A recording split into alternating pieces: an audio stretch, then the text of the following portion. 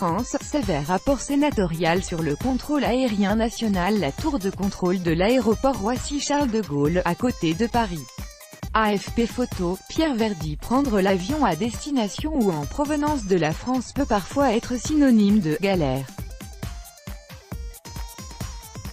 Et c'est la Commission des finances du Sénat qui le souligne. Un rapport dresse un constat sévère sur le contrôle aérien français. La France serait responsable d'un tiers des retards liés au contrôle aérien en Europe, indique la Commission des finances du Sénat.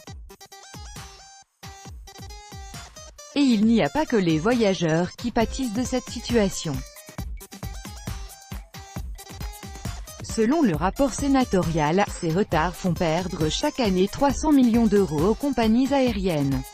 Alors pourquoi la France perturbe-t-elle autant le ciel européen? Cela tient en partie à son titre de championne des grèves.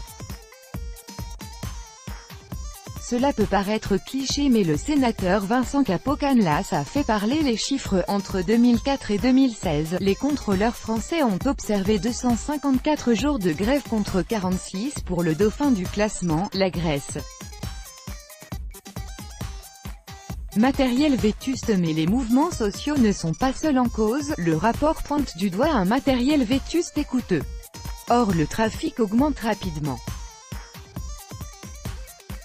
En 2017, les aiguilleurs du ciel français ont dû gérer 8,6% de vols de plus qu'en 2015.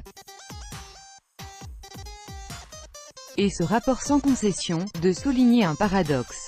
Si l'Hexagone fait figure de mauvais élève, son école nationale d'aviation civile est reconnue dans le monde entier.